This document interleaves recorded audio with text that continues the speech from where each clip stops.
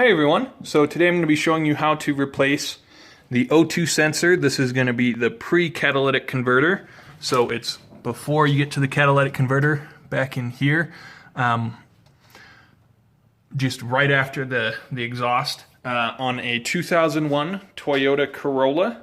So let's go ahead and get started. So, here's the engine, and as you go back at the exhaust here, maybe I can zoom in. You can see this is the O2 sensor here. You have two bolts. They're two 12mm bolts, one on the right here, one on the left here. I'm touching with my thumb. So I used a little 12mm wrench here. And it's going to take a bit of work, but you're going to need to get both those bolts off like that. So with those two bolts off, the old one just comes right off, and you can see that one obviously needs replacing. So the next thing you need to do, zoom out here, is find where this cable connects in. It clamps in. Sorry for the confusion here, but it clamps in right here. So just disconnect that is the next thing that you need to do. Okay, so with that unplugged, your old O2 sensor is going to come out. I'm fairly confident this is the original O2 sensor because I haven't replaced it in this vehicle since I've had it for years. I got it at about 50,000 miles, so I haven't put that many miles on it. But anyways, you could see all the grime buildup at the bottom there, all the soot and carbon buildup. Anyways, my Corolla has been idling pretty rough, and it's been getting terrible gas mileage, even though it isn't throwing a check engine light. So anyways, that's why I decided to replace the O2 sensors on it. So hopefully that'll make a difference for me. So it's, pretty annoying to get this unplugged. What I ended up doing, let's see if I can show you, is, let's see. So, actually, here's the plug here. You can see the plug there. There we go.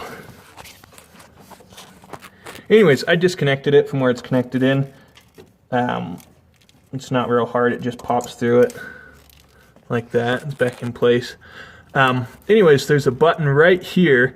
If you push that with a flathead screwdriver and pull it out, it's really hard to do. It took me probably about 5-10 minutes to figure it all out how to do it. Anyways, that's how I unplugged the O2 sensor from there. So for the new sensor, sorry about that, the new one, this piece actually screws in. Let me set this down and show you real quick. So anyways, this piece screws onto the O2 sensor. So what you're going to do, most of them come with a gasket, and this is pretty typical. You can see that comes right off.